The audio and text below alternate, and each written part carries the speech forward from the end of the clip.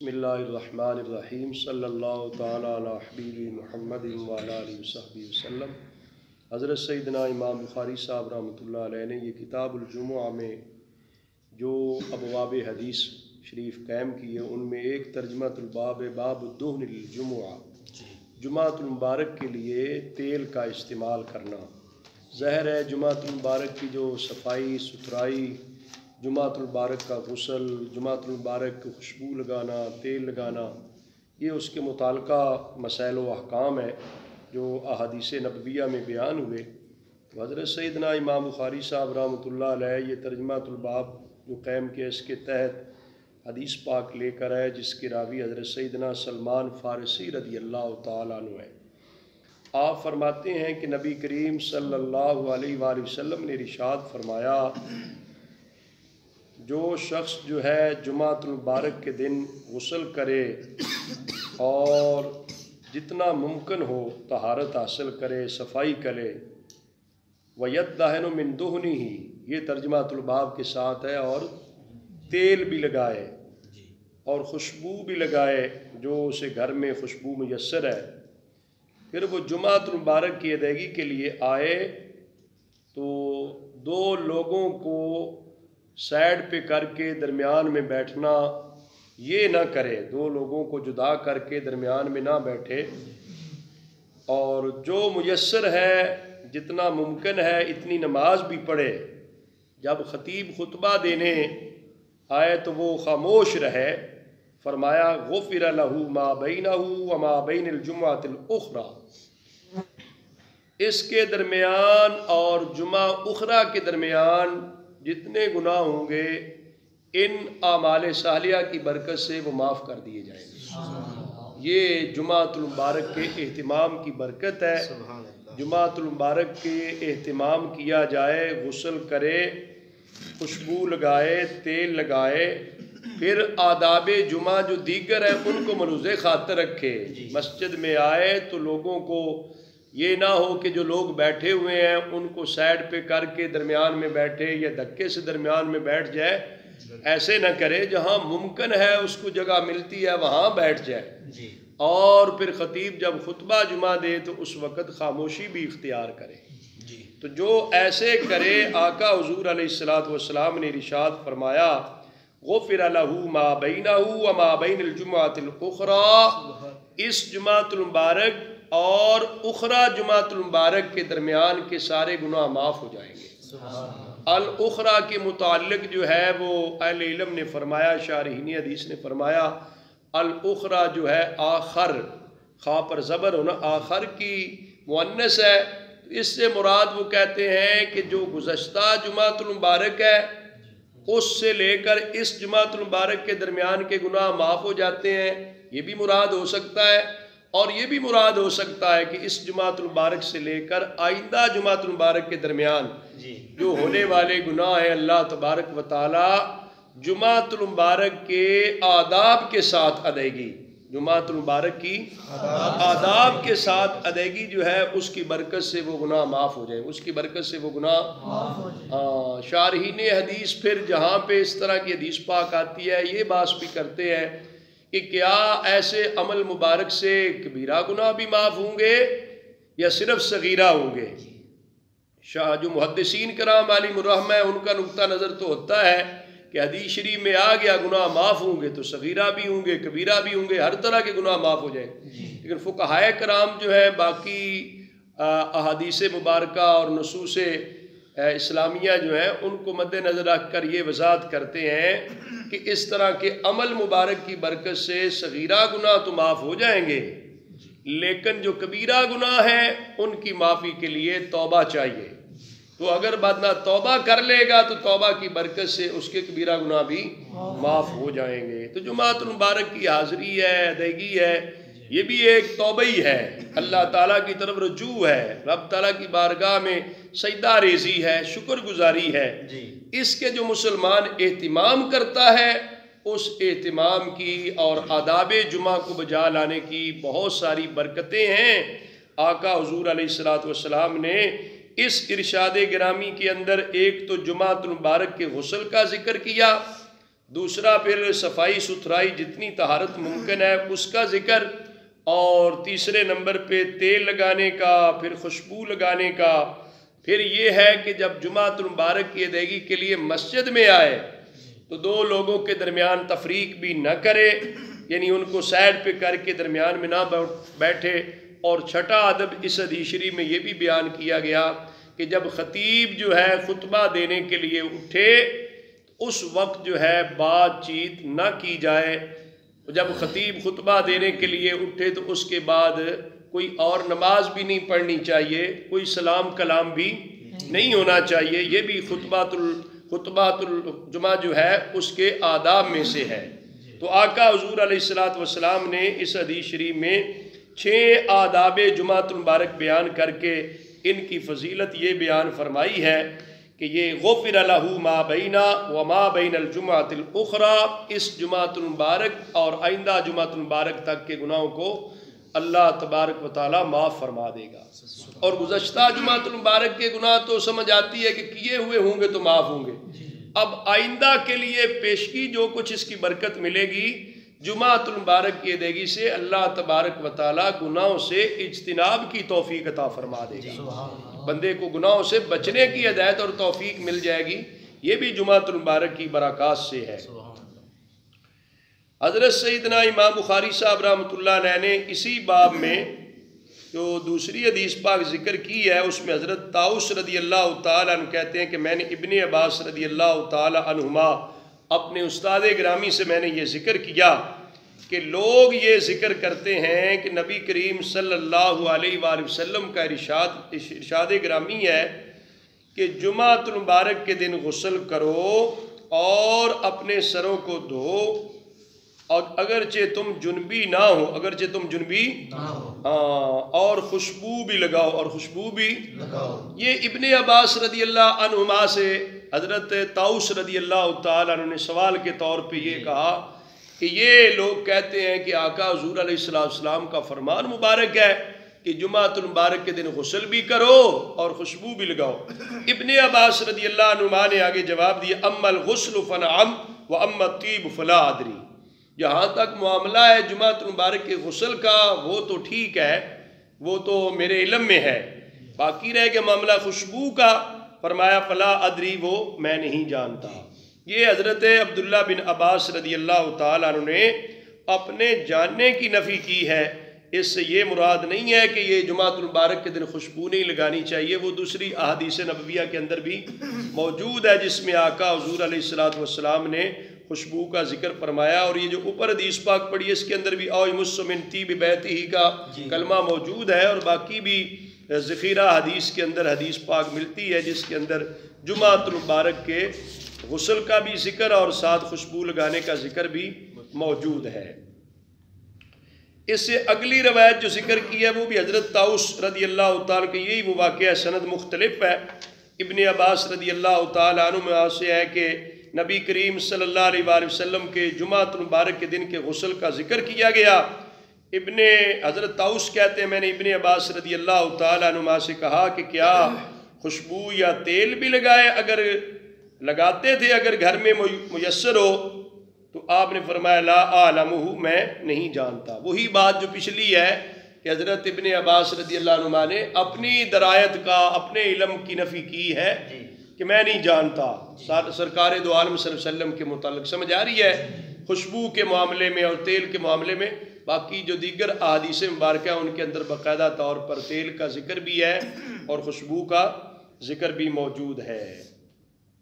حضرت سیدنا امام بخاری صاحب رحمۃ اللہ علیہ نے جمعۃ المبارک کے ابواب کے اندر ہی ایک ترجمۃ الباب یہ بھی قائم فرمایا باب ما یلبس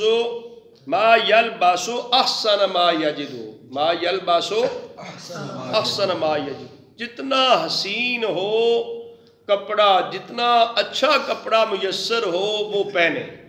جمعۃ المبارک کے اہتمام میں یہ بھی شامل ہے،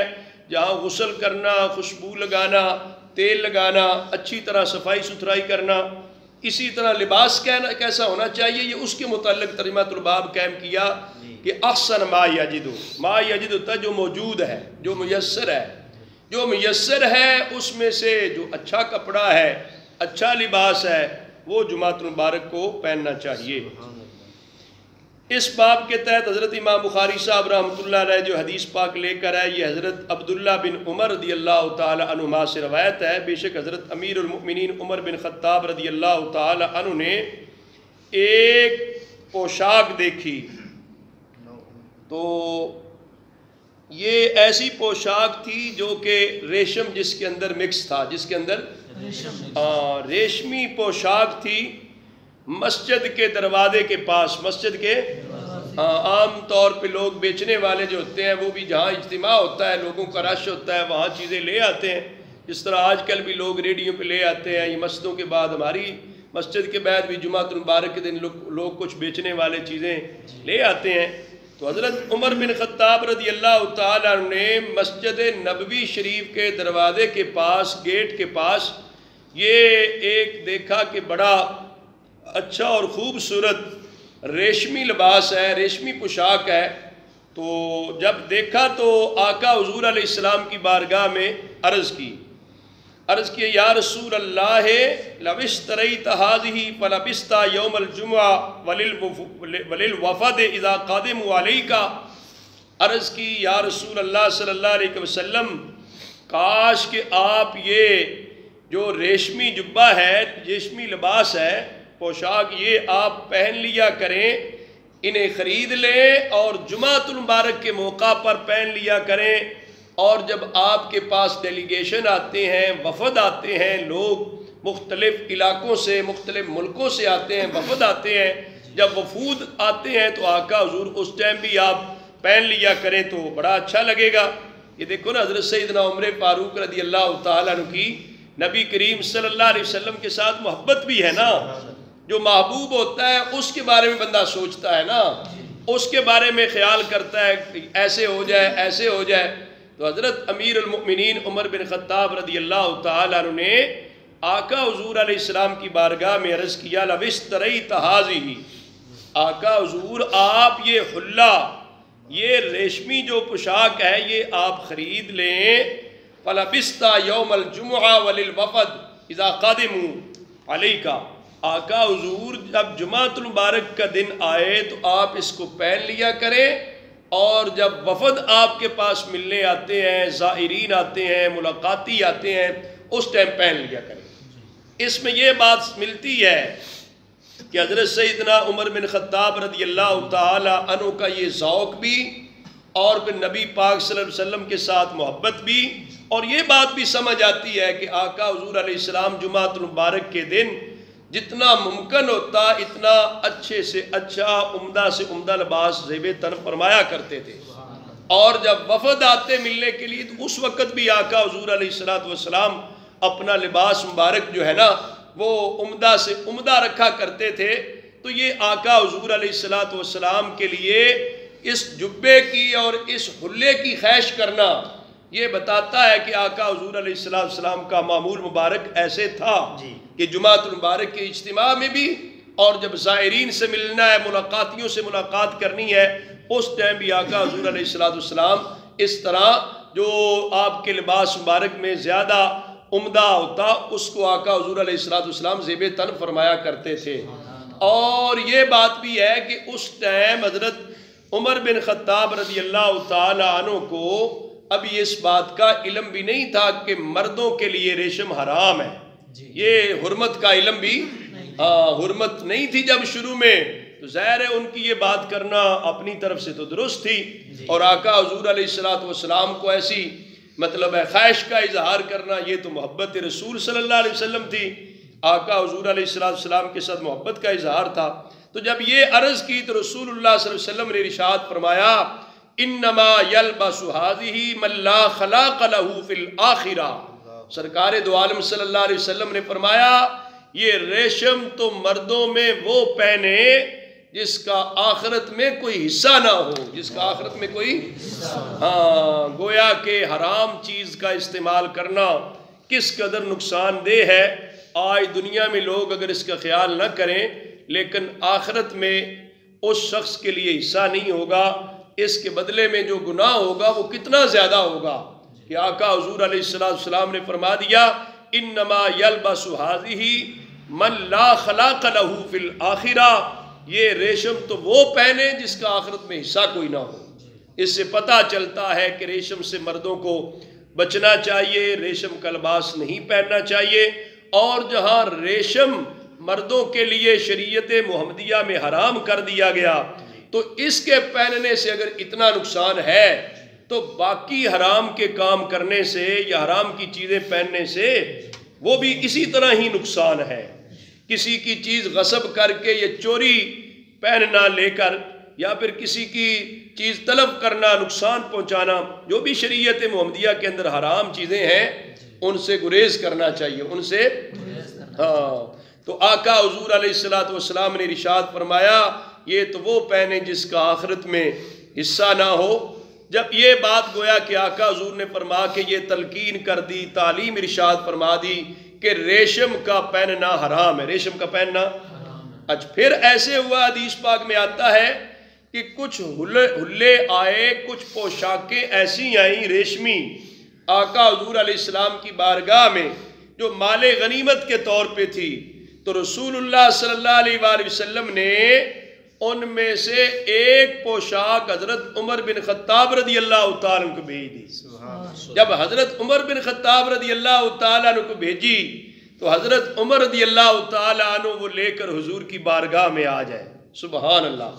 حضور علیہ السلام کی بارگاہ میں آ گئے تو عرض کی یا رسول اللہ کسوتنیہا وقد قلت فی حلت اتارد ما قلت، آقا حضور یہ حلہ مبارک جو آپ نے میری طرف بھیجا ہے، یہ آپ نے میری طرف بھیجا پوشاک، یہ تو ریشم کی ہے، حالانکہ آپ نے حلہ اتارت جب آپ کو میں نے کہا تھا تو آپ نے اس موقع پہ تو ارشاد فرمایا تھا کہ یہ پوشاک وہ پہنے جس کا آخرت میں حصہ کوئی نہیں ہے۔ یعنی حضرت عمر بن خطاب رضی اللہ تعالیٰ عنہ نے آقا حضور علیہ السلام کی بارگاہ میں وہ بات یاد کرائی، اپنی طرف سے عرض کی کہ آقا حضور آپ نے تو اس موقع پہ یہ ارشاد فرمایا تھا، آج یہ ریشمی لباس میرے گھر بھیج دیا۔ قربان جاؤں حضرت سیدنا امیر المؤمنین عمر بن خطاب رضی اللہ تعالیٰ عنہ کو شریعت محمدیہ پر عمل کرنے کا جذبہ، اتباع نبوی کا جذبہ کتنا تھا۔ حضور علیہ السلام نے ایک جملہ مبارک بولا کہ جو یہ پہنے اس کا آخرت میں حصہ نہیں ہے، تو کس قدر ان لوگوں کو آخرت کی فکر ہوتی تھی، فکر آخرت کتنی تھی۔ دنیا ساری بھی لٹ جائے پرواہ نہیں ہے لیکن آخرت کا نقصان نہ ہو۔ یہ حضرت اعلیٰ غوث زمان حضرت حافظ الحدیث رحمۃ اللہ علیہ آپ بھی اپنے ایک مکتوب میں اپنے مرید کو کہتے ہیں کہ دنیا کی شکایت کے احوال جو ہے نا وہ نہ کیا کریں، دنیا کے احوال کی شکایت نہ کیا کریں کہ مسائل ایسے ہیں، مشکلات ایسی ہیں۔ آپ فرمایا کرتے تھے دنیا میں تو گزارا ہو جائے گا، آخرت کی فکر کیا کریں، آخرت کا نقصان نہیں ہونا چاہیے۔ دنیا کا نقصان تو ہوتا رہتا ہے، یہ تو اللہ کے نیک بندوں کا بھی ہوتا ہے، آزرائے آزمائش ہوتا ہے، سمجھ آ رہی ہے۔ لہذا دنیا کے جانے کا غم نہ ہو، اگر غم کھایا جائے تو غم دین کھایا جائے، غم دنیا مت خور، غم دین خور، اس لیے کہ سارے غموں میں بڑا غم جو ہے وہ دین کا غم ہے۔ تو حضرت عمر بن خطاب رضی اللہ تعالیٰ کو حضور نے بھیجا، جو شارع بھی ہیں، آقا حضور کا بھیج دینا ہی کافی تھا، لیکن سیدنا فاروق اعظم رضی اللہ تعالیٰ کو وہ جملہ بھی یاد تھا، حضور کا وہ فرمان بھی یاد تھا۔ وضاحت کے لیے حضور کی بارگاہ میں چلے گئے، عرض کی آقا حضور آج آپ نے یہ میرے پاس بھیج دیا، مجھے عنایت کر دیا، جبکہ آپ نے ایک موقع پر تو یہ ارشاد فرمایا تھا۔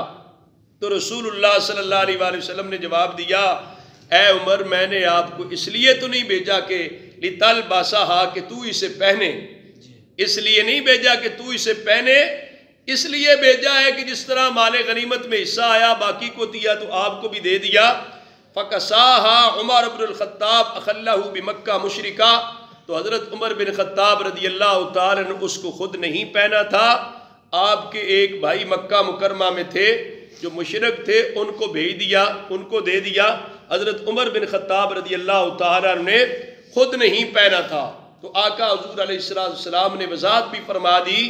کہ اے عمر میں نے اس لیے نہیں بھیجا تیرے پاس کہ تو اسے پہنے، تیرے لیے پہننا تو جائز نہیں ہے، تیرے لیے پہننا تو کسی ایسے کو دے دے جس کے لیے جائز، مطلب جس کے لیے یہ معاملہ نہ ہو. اور ظاہر جو کافر ہے مشرک ہے وہ تو شریعت مطہرہ کے دائرے میں آیا ہی نہیں ہے، تو اس کا پابند احکام کا وہ کیسے. اور پھر یہ چیز بھی ہوتی ہے کہ اس طرح کی چیز ہو تو اس کو بیچا تو جا سکتا ہے، خواتین تو استعمال کر سکتی ہیں، صرف مردوں کے لیے ہی شریعت محمدیہ کے اندر ریشم کو حرام قرار دیا گیا نا. تو یہ اس طرح کا دینا بطور مال تھا، ٹھیک ہے تیرے لیے جائز نہیں ہے، کسی اور کو پہنا دے. تو یہ حضرت عمر بن خطاب رضی اللہ تعالیٰ عنہ کا وضاحت مانگنا اس بات کی دلیل ہے کہ ہمیں بھی مسائل کے معاملے میں وضاحت لینی چاہیے، تفصیل پوچھ لینی چاہیے. آج عوام جو ہے کوئی ایک بات آدھی بات سن کے اس پہ آگے نتیجہ مرتب کرنا شروع ہو جاتے ہیں، جبکہ ماہر عالم دین کے پاس رہنمائی لینا ضروری ہے. کسی مستند عالم اور مفتی سے اپنے شرعی احکام کی رہنمائی لینی چاہیے. وہ لوگ جو زمانہ نبوی میں نگاہ مصطفیٰ صلی اللہ علیہ وسلم سے تربیت لیتے،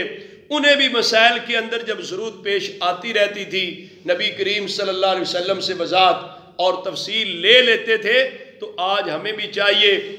کہ ہم بھی اپنے شرعی مسائل کے اندر رہنمائی لینے کے لیے کسی مستند عالم دین کے پاس جایا بھی کریں، بیٹھا بھی کریں، ان کی مجلس میں بیٹھ کے اپنے مسائل کا حل ڈھونڈا کریں. صرف گوگل پر سرچ کر کے دیکھ لینا کہ گوگل میں یہ آیا تو یہ لکھا، وہ مختلف چیزوں کا مجموعہ تو ہوتا ہے، لیکن یہ کون بتایا گوگل پر کہ اس کے اندر زیادہ مصدقہ بات کون سی ہے، درست بات کون سی ہے، غلط کون سی ہے، حضوری کون سی ہے، مکمل کون سی ہے. یہ فیصلہ پھر بھی کسی عالم دین نے کرنا ہے. لہذا جو ہے سوشل میڈیا سے جو رہنمائی لیتے ہیں ان کو چاہیے، پہلی تو بات یہ ہے یہ رہنمائی حضوری ہے، لہذا مستند عالم سے لازمی طور پہ مسائل کی تصدیق کروانی چاہیے. حضرت عمر بن خطاب کے گھر حضور نے بھیج دیا تو وہ ایک لحاظ سے بنتا تو تھا کہ حضور نے میرے لیے بھیجا تو میں پہن لوں، لیکن چونکہ دوسرا فرمان نبوی ذہن میں تھا، نبی پاک صلی اللہ علیہ وسلم نے ارشاد فرما رکھا تھا کہ جو یہ پہنے گا اس کا آخرت میں حصہ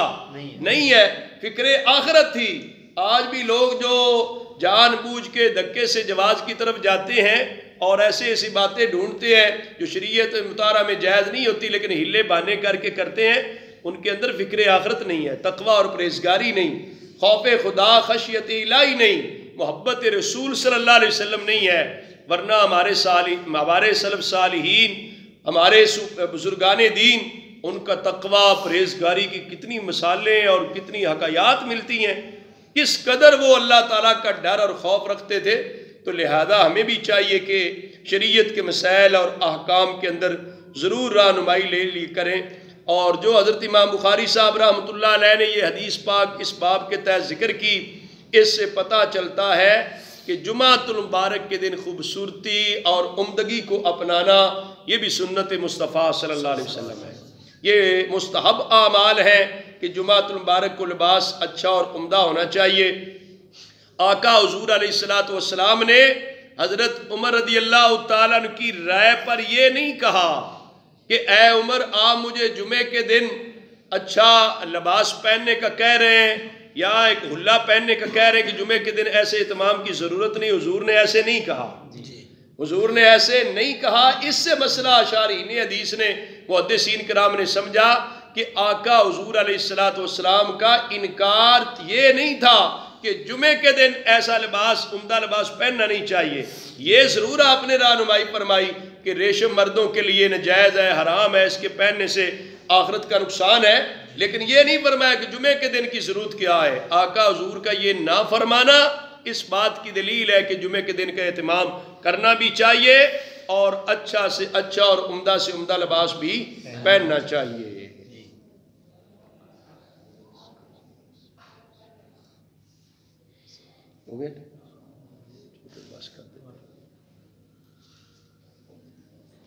مسواک کا معاملہ یہ تھوڑا لمبا ہو جائے گا.